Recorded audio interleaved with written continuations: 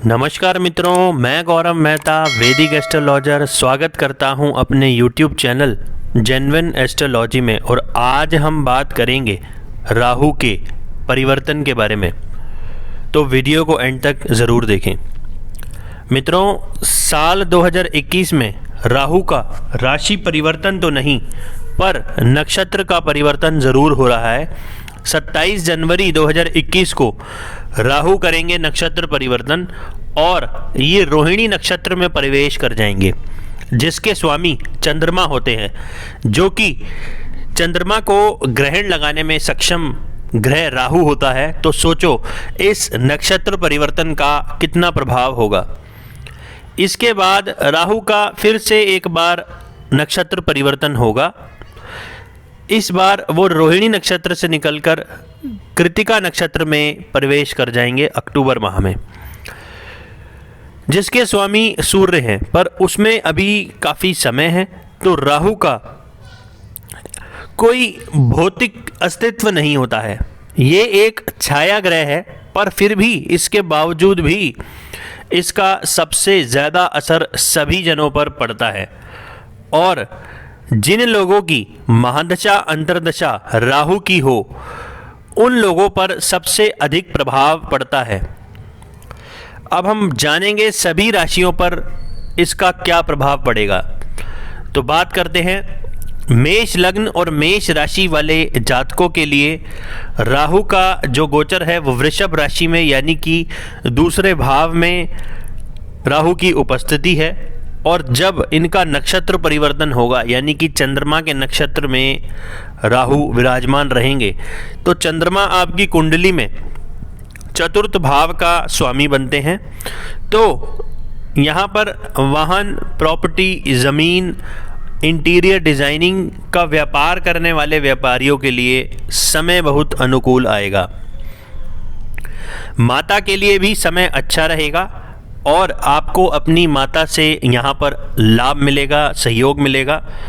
यहाँ पर धन से जुड़े कोई भी अगर आपने निर्णय लेने हैं तो बहुत ही सोच समझकर विशेष सावधानी से आपको निर्णय लेना चाहिए।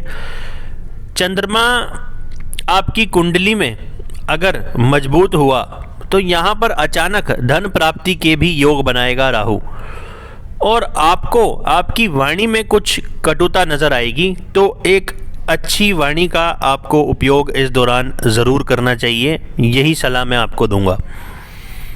वृषभ लग्न और वृषभ राशि वाले जातकों के लिए राहु का गोचर लग्न भाव में चंद्रमा के नक्षत्र में, यानी कि आपके तीसरे भाव के स्वामी के नक्षत्र में राहु का भ्रमण रहेगा। तो यहाँ पर मित्र और करीबियों से धोखा मिलने के आपको संकेत नज़र आ रहे हैं। कुछ मानसिक तनाव भी आपका इस परिवर्तन के बाद बढ़ेगा। इस परिवर्तन के कारण आपकी कोई लंबी दूरी की यात्रा भी हो सकती है और इच्छाएं आपकी इस समय में बहुत बढ़ेगी, पर उन सभी इच्छाओं को पूरा करने के लिए आपको बहुत ही मेहनत करने के बाद सफलता मिलती नज़र आ रही है, क्योंकि तीसरे भाव में के नक्षत्र में राहु का परिवर्तन यही बता रहा है कि बगैर मेहनत के आपको इस समय कुछ नहीं मिलेगा। इस समय के दौरान अगर आप प्रॉपर्टी से जुड़े किसी मामले पर कोई फैसला लेते हैं तो उसमें आपको सफलता मिलने के योग हैं। दाम्पत्य जीवन में हल्का फुल्का तनाव रह सकता है, लेकिन अगर आप किसी तरह के व्यापार क्षेत्र से जुड़े हैं तो आपको यहाँ पर धन लाभ या कोई ऐसी डील भी आपकी बन सकती है जिससे आपको लाभ हो। कोई भी निर्णय अगर आपने लेना है तो अपने बड़े बुजुर्गों से पूछकर ही ले, नहीं तो गलत साबित हो सकता है और मानसिक तनाव भी आपका उस कारण बढ़ सकता है। तो मेरी आपको यही सलाह रहेगी कि निर्णय ना लें अपने आप से। मिथुन लग्न और मिथुन राशि वाले जातकों को यहाँ पर 12वें भाव में राहु का भ्रमण रहेगा चंद्रमा के नक्षत्र में, यानी कि आपके धन भाव के स्वामी के नक्षत्र में ये गोचर रहेगा। इसके कारण आपके धन के यहाँ पर अधिक खर्च होने के संकेत नज़र आ रहे हैं। धन को लेकर के परिवार में किसी सदस्य के साथ गलतफहमी भी उत्पन्न ना हो, इसका यहाँ पर विशेष ध्यान रखें।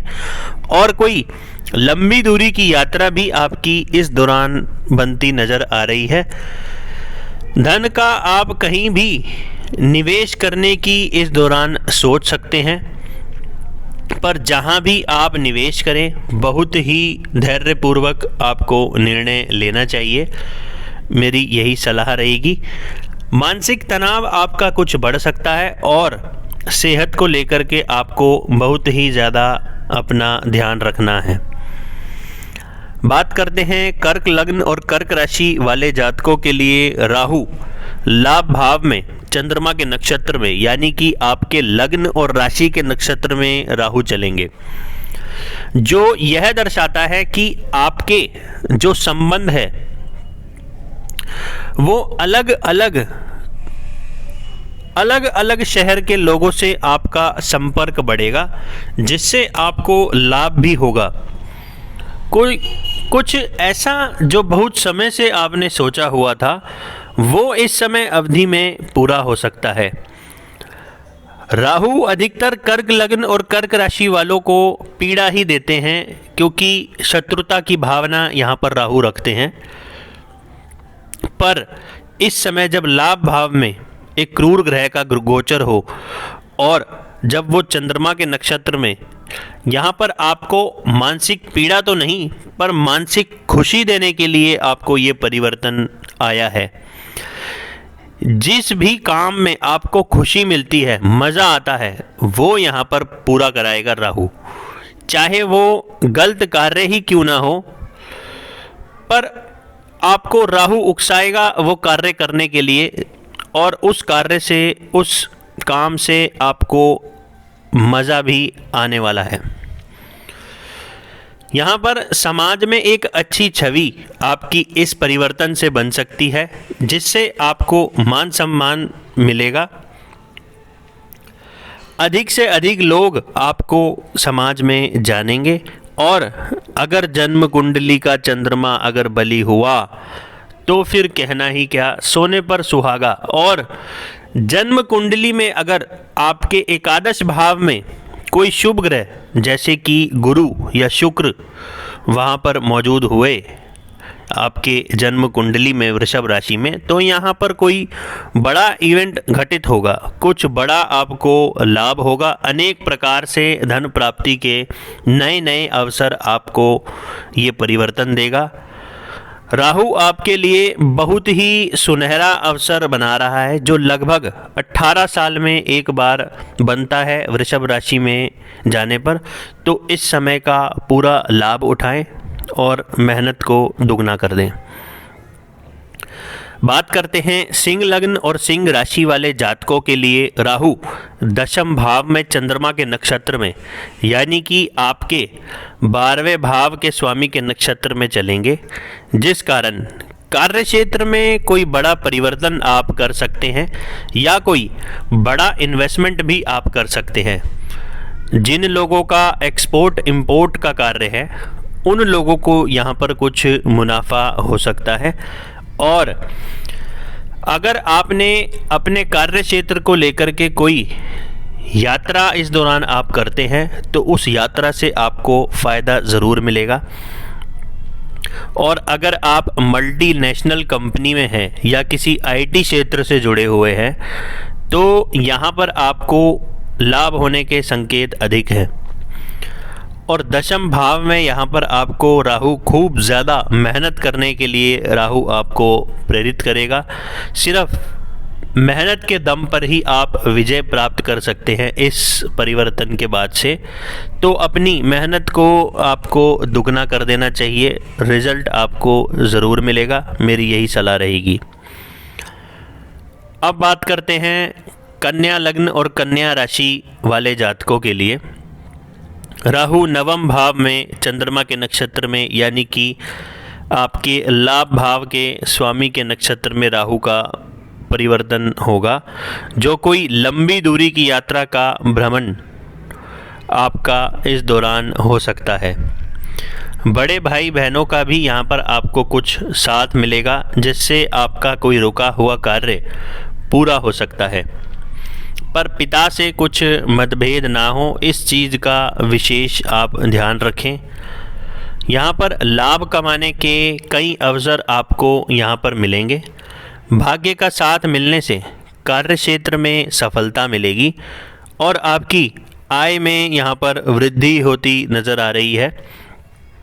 स्टूडेंट्स के लिए विदेश में जाकर के पढ़ाई करने का ये एक सुनहरा अवसर है। घर परिवार में कोई धार्मिक आयोजन भी इस दौरान हो सकता है और नौकरी पेशा जातकों के लिए स्थानांतरण का भी योग बनता है, जो आपके फ़ायदे के लिए ही होगा। अब बात करते हैं तुला लग्न और तुला राशि वाले जातकों के लिए। राहु का भ्रमण अष्टम भाव में चंद्रमा के नक्षत्र में चलेगा, जो कि आपकी कुंडली में चंद्रमा दशम भाव का स्वामी बनता है। तो तुला लग्न में राहु वैसे अधिकतर अच्छा ही फल देने वाले ग्रह बनते हैं, पर अष्टम भाव में राहु की उपस्थिति और आपके दशम भाव के नक्षत्र के साथ संबंध यह दर्शाता है कि आपको गलत तरीक़ों से आमदनी के अवसर यहाँ पर मिलेंगे। गैर कानूनी कार्य से आपको दूर रहना चाहिए, मैं यही सलाह दूंगा।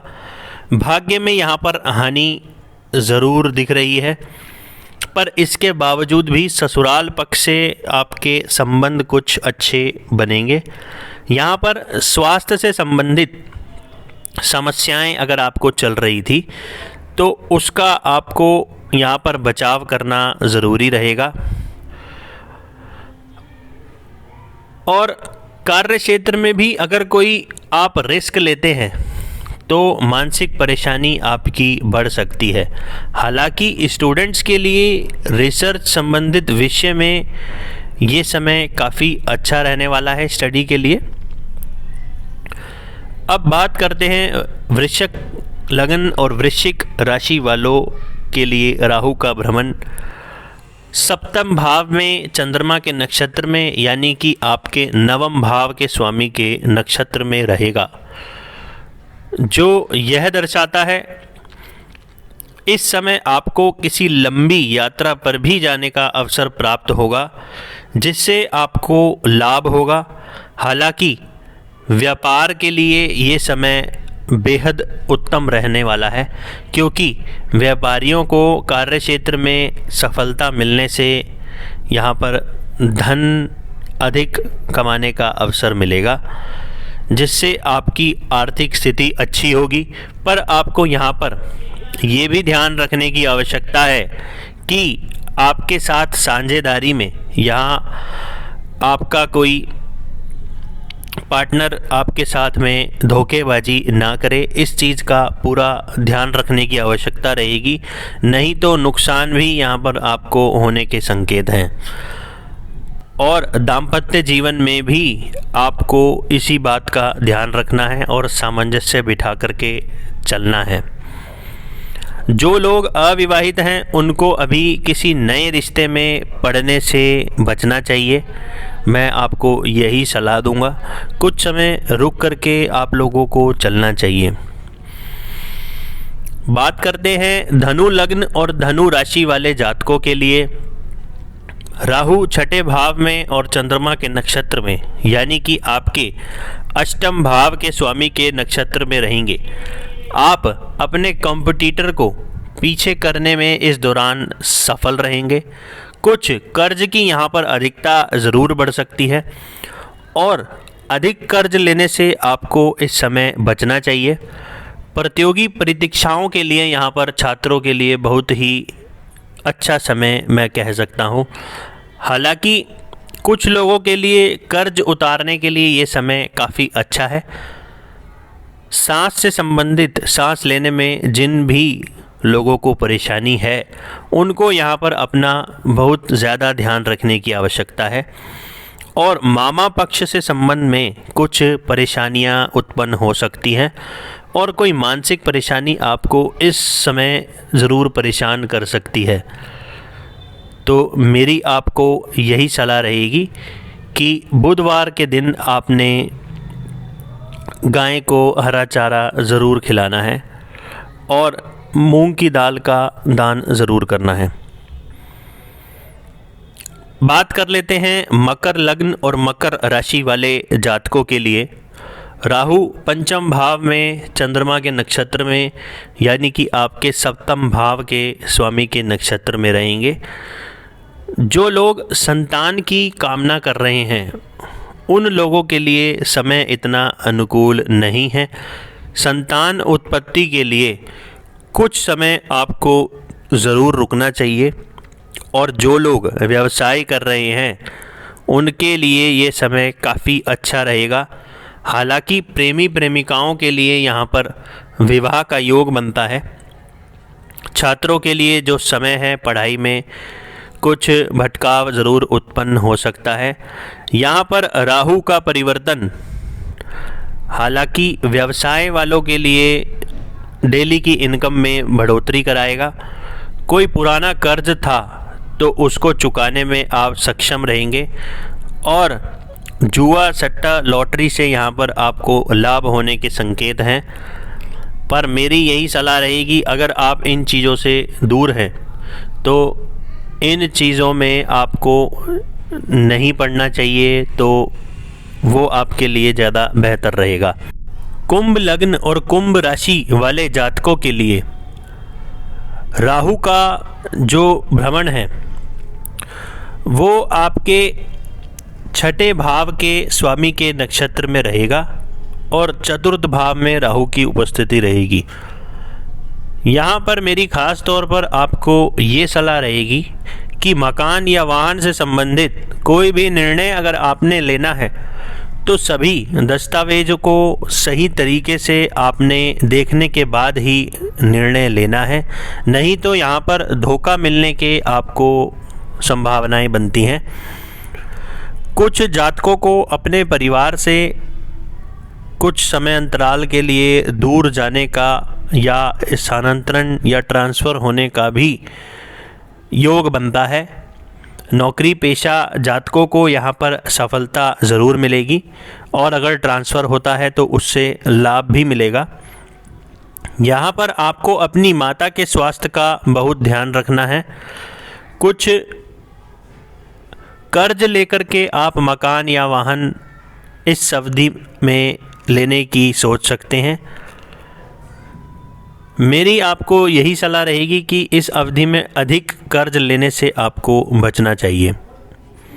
बात करते हैं मीन लग्न और मीन राशि वाले जातकों के लिए। राहु तीसरे भाव में चंद्रमा के नक्षत्र में यानी कि आपके पंचम भाव के स्वामी के नक्षत्र में चलेंगे। अगर आप नौकरी या कोई व्यवसाय कर रहे हैं तो उसमें आपको नए नए आइडियाज़ यहाँ पर आएंगे और उन आइडियाज़ से आपको फ़ायदा भी होगा, क्योंकि पंचम भाव हमारा क्रिएटिविटी का होता है और पंचम भाव के नक्षत्र में राहु तीसरे भाव में बैठकर आपको बहुत ही ज़्यादा कम्युनिकेटिव बनाएंगे और नए नए सही आइडियाज़ अगर आप अपनी लाइफ में अमल करते हैं तो आपको उससे लाभ भी होगा। चाहे आप नौकरी कर रहे हो या व्यवसाय कर रहे हो, उन आइडियाज़ को अमल करने से आपको लाभ होना निश्चित है। यहाँ पर आपकी यात्रा में भी कोई लंबी दूरी की यात्रा आपकी यहाँ पर हो सकती है और मोबाइल, इंटरनेट, लैपटॉप, कंप्यूटर का इस्तेमाल आपका इस परिवर्तन के बाद से ज़्यादा बढ़ने लगेगा। और जो लोग प्रेम प्रसंग में हैं उनके लिए ये समय एक अच्छा समय कहा जा सकता है। आप कहीं घूमने फिरने भी जा सकते हैं। और जो लोग कोई ज्ञान मंत्र या ज्ञान ले रहे हैं या स्टूडेंट्स हैं तो उनके लिए ये परिवर्तन लाभ देने वाला है। तो मित्रों, वीडियो अगर आपको थोड़ा भी अच्छा लगा हो तो इसे लाइक और शेयर ज़रूर करें और अपने सभी मित्रजनों जो ज्योतिष में रुचि रखते हैं उनके साथ इस वीडियो को ज़रूर शेयर